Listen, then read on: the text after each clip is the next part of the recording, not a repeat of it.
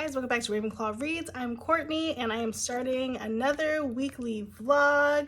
Let's get the angles right. It is afternoon time. It's been a busy Monday, but a great one. It's a beautiful day, beautiful week in Minnesota, nice and warm.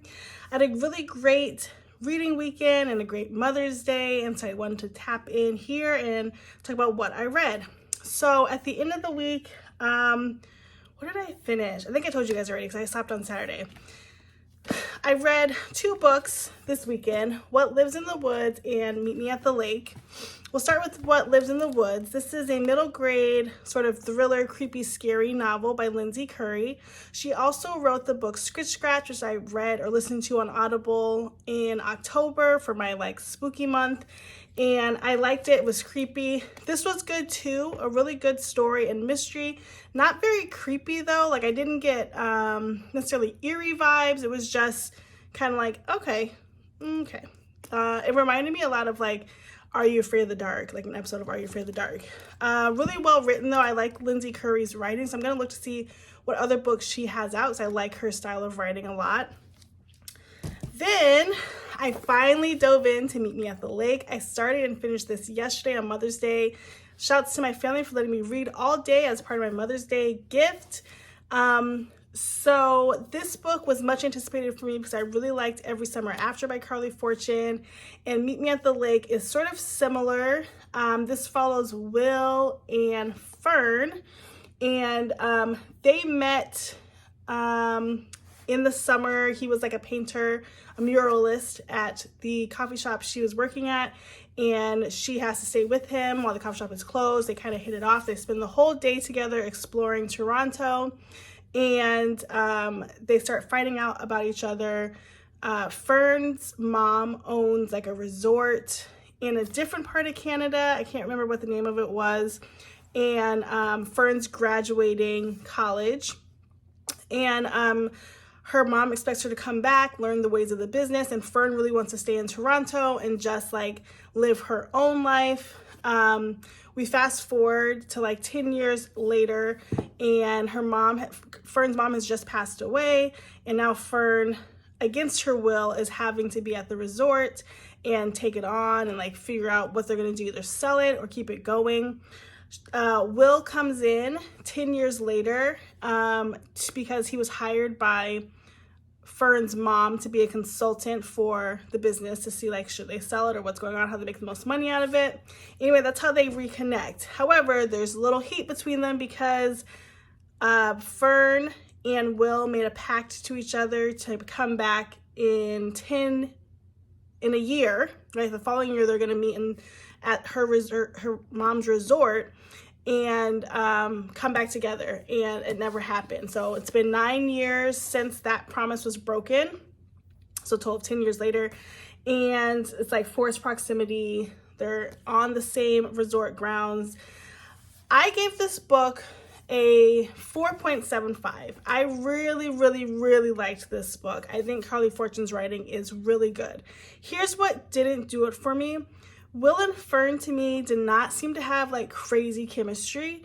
They spent a day together, and coming back after 9 years, they just immediately jumped back into having feelings, and it just seemed like it was very rushed. And it was we're holding grudges for no reason. I don't know. In the bigger scope of things, her mom has just passed away, and she's still holding a grudge against Will. And maybe that's part of her grieving process, but also it's not even that big of a deal, girl. Let it go and either build with him new or just scratch it. It's a romance story, so you can guess how it ends. But that was the only thing for me. And then it got a little bit repetitive as we're going back and forth into time. But other than that, so good. 4.75, highly recommend. I gave What Lives in the Woods 4 stars, so a really great reading weekend for me. Okay, and now, what am I reading now? Okay, two things. First, on Audible, I'm listening to The One Night by Megan Quinn. I'm on a roll with these Megan Quinn books. This one I was expecting to be like another novel. It's actually like a novella, and it's the prequel sort of origin story of Cooper and Nora. Now in the reunion, Cooper and Nora had a one-night stand, and they're no longer friends or together in any kind of way. But he kind of longs after her and wants to like sort of make that into a relationship. But this is the origin story. So in this, Cooper's living with his parents. He's taking on the role of like really caring for his parents while his siblings go out and do whatever they want to do. He's a little resentful, but he knows that's his lot in life. And his parents are like, you've been divorced for a while, it's time to get out there. So they go try to be a wingman for him at this little dive bar, and he ends up running into Nora. I guess both of their families know each other, so they knew of each other, and Nora, of course, is Cooper's ex-wife's best friend. So this is the origin story of how they started hanging out.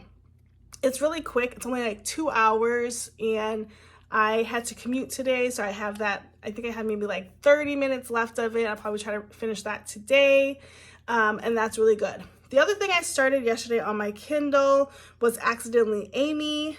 I heard about Accidentally Amy a while ago, and I've downloaded it on Kindle Unlimited and then put it back and then re-downloaded it. But now I'm reading it. I am 22% in. It's a really quick book. It's only 239 pages. And this book follows Isabella, Izzy, who is starting a new job. She goes to get coffee. It's pumpkin spice latte time.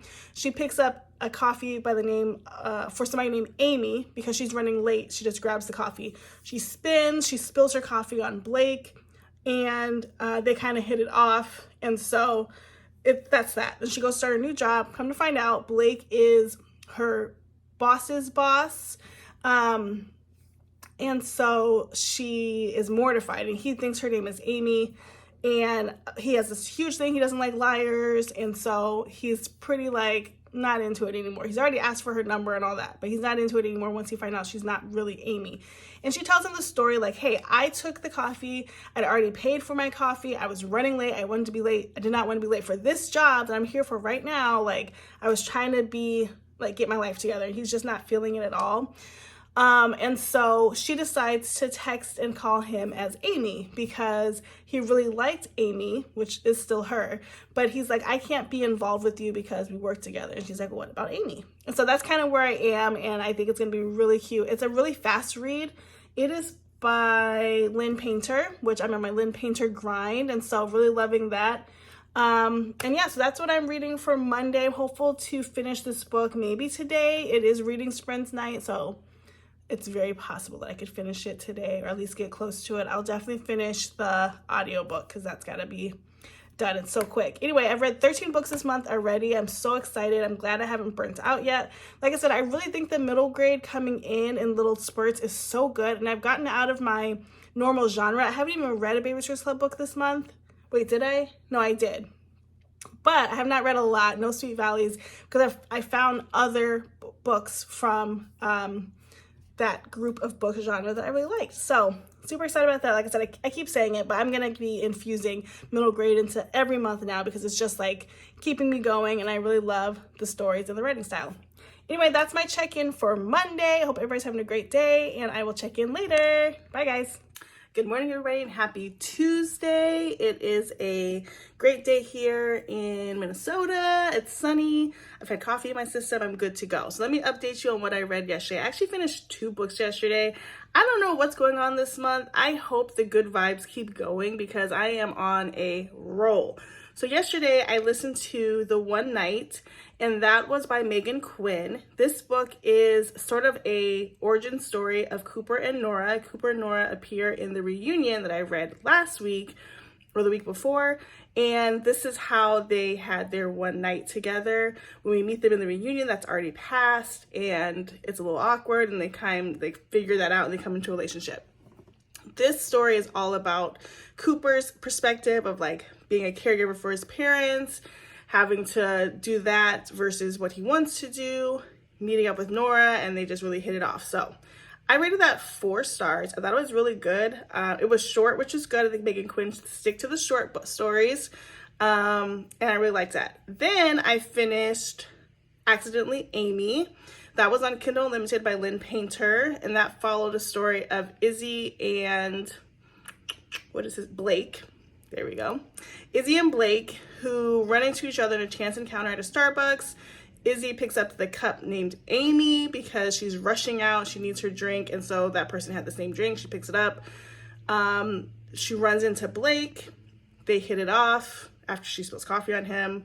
Come to find out, Blake is her sort of boss at her new job that she was running late for, which is why she grabbed Amy's drink. They decide to go into an agreement that they will be friends. They have a great time together, but they can't be alone. They're not going to go any further. No relationship. And obviously that spirals. They get in a relationship. The sort of low peak, whereas all romance novels do, the low peak is that Blake finds out that they are cutting Izzy's position, and he doesn't tell her, and so he has a suspicion that changes are being made, and so then he knows that they can be in a relationship together, and so he says that to her, but he didn't know that it was actually her job that was being cut. He just thought she was going to a different department, and so she's upset with him for that, but then they pull it through. I gave that also 4 stars. It was pretty good. It was short, 239 pages, can't beat it. Then yesterday, I decided to go back to a middle grade. I'm kind of doing like a pattern.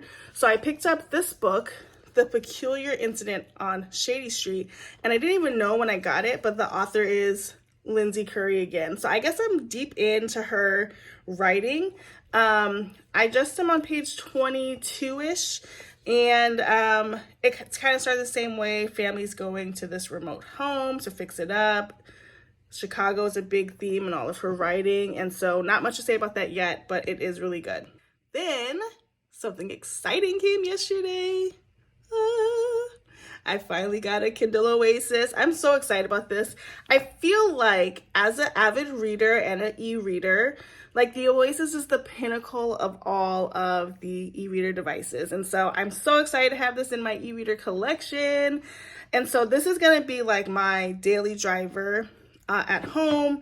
I'll take my Paperwhite out if I'm going someplace, because the old Paperwhite does move kind of slow and it is a smaller screen. But the new Pink Fire, I have to figure out what I'm going to do with that. I guess when I want to see color or something like that, I will use that one more. But I'm so excited about the Kindle Oasis. I did pay for it not to have ads because I am spoiled now from the Kobo. And so this does not have ads, and you can make the cover of the book you're reading the home screen. So yesterday I was finishing up my books, logging them in my book journal as I do, and Reagan had a very great question for me. She said, because I think I'm on book 15 now that I've read this month. She said, "Mom, have you read any books with characters of color?" And I was like, valid. I have not. Well, I knew From Here focused on Asian Americans. And so I was like, let me look for something. Like, she's got a valid point. So I found this cute book on Kindle Unlimited. It's called Sunny Disposition. It's a hockey romance, grumpy sunshine, interracial couple. So let's see what that's going to be about. Anyway, so excited about that. I'm going to do a video on the Kindle Oasis for my Thursday video. But very excited to have that. So those are the updates for Tuesday. Oh, I did sprints last night, which is how I was able to finish up my Accidentally Amy. And those sprints went on for a long time, so I appreciated that.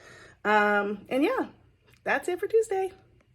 This is my 3rd time filming this rant, so excuse me if I don't have the vigor I did, but I'm back because there's 2 things I wanted to note about Accidentally Amy that make me want to change my 4-star rating to a 3-star or 3.5 star. So first, in the text, Amy, or Isabella, she says a lot God, but it's like GAWWWWWD, which very niche, but so annoying when you're reading it like 5 or 6 times in the chapter. And so just, I was wondering about the wording on that. Like, could we do something different? And then the other thing was, like, they started off as like a friendship contract. They're only gonna be friends. They had like sarcastic, friendly banter, but like, it was kind of rude. And he spoke really rudely to her, and it was all kind of played off like haha, and it wasn't haha to me. So I have questions. So I might move that down to 3.5. Overall, really great book. Some of the language, not the best. Good morning and welcome back to my reading vlog. Today is Wednesday. Hopping on to update you on my reading for yesterday. It was a pretty good reading day. I feel like I'm at a good pace of books. So yesterday I did finish The Peculiar Incident on Shady Street. I ended up giving this 3 stars. This is by Lindsay Curry. And this follows sort of the same format of all of her books. And I gave her a 3, not necessarily because it was a bad book, but I put on Goodreads maybe like good book, wrong time. I read Scritch Scratch in October. I just read What Lives in the Woods and this, and they all kind of follow the same format. Lindsay Curry usually has something set up in Chicago. There's some sort of death mystery that is haunting an old house that the family wants to renovate. And so it's like the very same formula. And so for that reason, I gave it a 3, but I finished it and it was okay. And then I was like, okay, it's time for another book. So I am starting to read Yours Truly by Abby Jimenez. I did try to read Part of Your World. It was also a Book of the Month Club book and I did not get through it. But I started this last night and it was already really good. I'm only on chapter 2 though. So chapter 1 was good.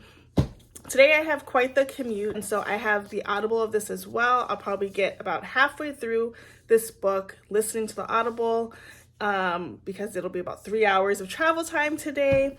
But I plan to read the actual book. I tried to find it on Kindle edition as well because you guys know it's what I like to do, but it was not available because it's a very popular book and it just came out. The other thing that I'm reading on my Kindle at nighttime is Murder is Bad Manners. This is by Robin Stevens and it's part of a series. I don't know much about this book except that it is about girls in a reform school and they are up to no good. No, I don't know what it is. It's a mystery. I don't know, middle grade mystery. But I figured that would be something that I would want to read on my Kindle, especially with my new Oasis. Like I want to have a book that I am constantly reading. So I'll show you the cover here on my Oasis. And again, on this Oasis, it didn't show up yet. I have to read it. On this Oasis, I did remove ads because I'm spoiled from the Kobo. And I also changed the settings so that the cover can be on the home screen. So I borrowed this from the library because it's not a very popular book. It's a little bit older. And so it was available right away. So I love Libby. Anyway, that is the updates from yesterday. And I hope to have a great listening, reading day today. All right, talk to you guys soon. Bye. Good afternoon and happy Thursday. I'm so excited it's Thursday. I'm on my lunch break. My hair is doing all kinds of stuff today. We have professional development today, so it's like a lot of just sitting and engaging. So I didn't get to jump on this morning. I was helping to facilitate a session, but I wanted to check in. So yesterday I was on a work travel day. Not a day. I mean, I had a meeting in a different city that was about an hour and a half away, and it took like 2 hours to get back because of traffic. So it was a perfect time to listen to Yours Truly.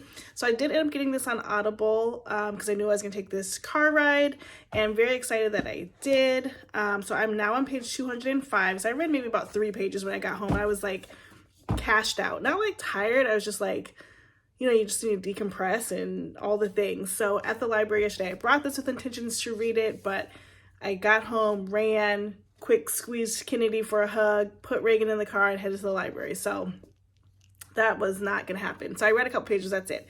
Anyway, this book is really good. This book follows, I can never remember names, Brianna and Jacob. So Brianna is a ER doctor, and Jacob is new at the hospital, and Brianna's trying to go for chief of staff. The other chief of staff is retiring, and the chief of staff tells her that that they have hired Jacob because, the staff is going to vote on who should be chief of staff, and it shouldn't just be Brianna going for it. So Brianna's irritated, clearly, and she feels like Jacob is coming for her spot, and she's just not into it at all. And he kind of is awkward and they have some weird run-ins. But we find out that Jacob is dealing with some heavy anxiety, not in like a depression, sad boy way, but just like he does deal with anxiety. Things can be awkward, interactions can be awkward when he feels that the anxiety is bubbling up.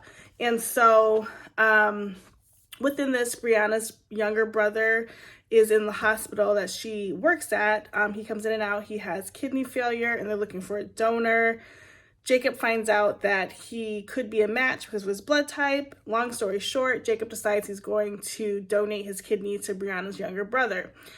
In the meantime of this, Jacob's backstory, why is he at this new hospital? Well, he was dating a girl, Amy, and they broke up. They worked at the same hospital, and then Amy started dating Jacob's brother, which in my mind, it blows my mind. Bro code is ridiculous. And so they decide that his parents and family are sort of like boycotting the wedding, boycotting Amy and Jacob's brother. And so to sort of derail that and make them a wholesome family again, Jacob says he has a girlfriend and that's why he moved to the new hospital. So when Jacob tells Brianna, or Brianna finds out that Jacob is the donor for her brother, she's over the moon excited, but they've actually been kind of crushing on each other. So like we knew this was going to happen. Anyway, he asks her, can she go ahead and be his fake girlfriend? And she says yes. And now we're in the part where they're kind of like hanging out, getting to know each other, because Jacob's mom is a relationship expert and she'll know if they're faking is their thought. And so we're in that mode where they're dating, right? But they're not dating because they're just faking. And on each side, Brianna likes him, but she thinks that he doesn't like her, and Jacob likes her, but he thinks she's only doing this because he's donated a kidney. So really good. I'm going to try to read some tonight. I don't think I'll finish it tonight. It's like another 200 pages, but this is really good. And then last night I was struggling on my Kindle. So last night, not struggling with it, I love it, I started reading Murder's Bad Manners, that middle grade book, and I like it, but it's written kind of awkwardly for me, and so I'm not loving the writing style. And then I thought I would read The Off Limits Rule. This is on Kindle Unlimited by Sarah Adams. You guys know how I feel about Sarah Adams. It's touch and go. I read her stories and I don't like them, so we'll see. So I didn't read that much on the Kindle last night. I was just tired in general, so not too much was read. But I'm going to have my lunch. I'm going to check in maybe later tonight once I get some reading done. All right, see you guys later. Good morning, happy Friday, welcome to the end of the vlog. If you hadn't noticed, I cut myself bangs. They're doing a thing today, but it's fine. Okay, so this was a really great reading week. I have to say, another great one in the books. I'm trying to remember everything I read, so I'll pull out my trusty iPad to go over it. But before I do that, let me tell you what I read last night. So yesterday, I was able to finish Yours Truly. I really booked it on this. When I came on yesterday, I was like at the 205 mark. This book has 387 pages. Really good. I gave it 5 stars. Maybe I was being nice. I think I'll keep it, but I think it's more like a 4.5 star. It was good. Some predictable parts, but I think what really did it for me, and I put this on my Goodreads, was that I really enjoyed the way this fake dating went. I really don't like, it was like almost breaking the fourth wall in like romance novels, right? So you have the fake dating trope, and they have the forced proximity. They did it all in this book in a way that was like tongue-in-cheek, and so I really liked that. And I wasn't irritated by this fake dating trope. It was really a build up to that point. It wasn't like, if you've read Spanish Love Deception, which I still can't get through, it's like page 4, we're fake dating. No, it was like a good way into the book before they decided they're going to do this fake dating thing. So I really liked it. And I don't think I talked about this, but on Wednesday, I realized that Abby Jimenez, well, this book is set in Minnesota, which I live in Minnesota. And so I'm listening to the cities, metro cities around that. I was like, oh, that sounds familiar. Yep, got it. And then I read the back cover, or the insert about the author, and Abby Jimenez is from Minnesota, and she owns a bakery that's like literally down the street from my house. And so I was like, that is so cool. Like, if I just carry this in my car and she's at the bakery one day, could she sign it? Like, is that okay?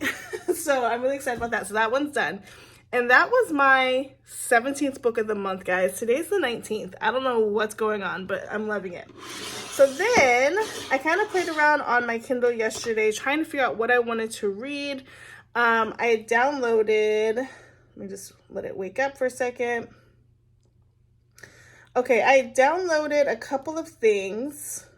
Let me go to the top.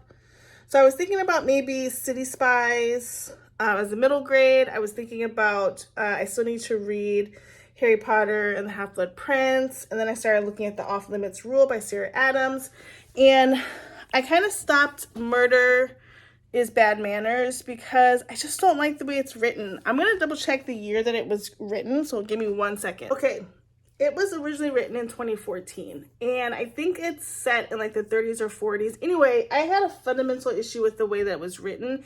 Not only the style in which the author writes the book, but the language they choose to use, and I really do believe that language matters. And so in 2014, if you publish a book that uses harmful, outdated, antiquated language to describe race, ethnicity, background, I have a problem with it. And so in this book, there is an Asian American and a white person. They're friends. They're at this reform school. That's all well and good. But the way it's spoken from the Asian American's point of view and the way that she is kind of self-deprecating in her race and identity, as well as the author continually has her calling herself Oriental. And so like all of that was a turnoff for me. I don't really care. Like, there is debate about like going back into books that were written and changing language. I don't necessarily agree with that because I think of books like Roll of Thunder, Hear My Cry that are very period piece written middle grade books, right? And so what I do have a problem with is in 2014 in a children's book that is using very outdated, antiquated language. It just didn't sit well with me, not to get on a whole soapbox. It just didn't sit well with me. And I was trying to figure out, like, what is it about this book that I don't like? And that's part of it, as well as the way in which it's written. So I'm DNFing that one. But the point of all that was to say that I started reading, let's pull it up, The Serpent. Sorry, I'm trying to read it. The Serpent and the Wings of Night. You can see how the title is. Anyway, this is on Kindle Unlimited and I have the actual copy. Since I'm going hardcore on e-reading, I started reading it on my Kindle last night. Although if it starts dragging on the Kindle, I'll go to the paperback because this is a chunky book, it's like over 500 pages. For me, those types of books, I need to kind of like physically see myself rolling through them. But this one was really starting off good. I'm only 5% in, so I can't like dictate whether or not it's going to be an amazing series. But what I can say is that I like how it's starting and that I'm not in some other world language. The words that are written on the page make sense.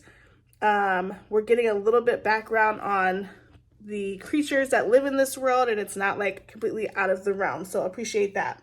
And then I also downloaded In a New York Minute, which I have a hard copy borrowed from the library, but since I'm going hard on the Kindle, I was like, let me see if they have it on Libby.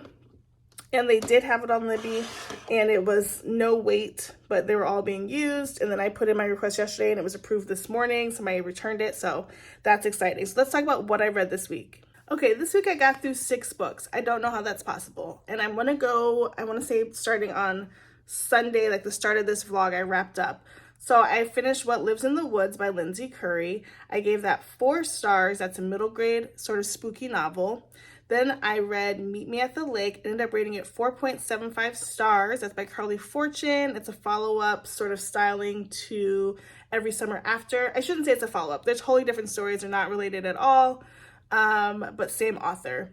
Then I listened to The One Night. I gave that 4 stars. That's by Megan Quinn.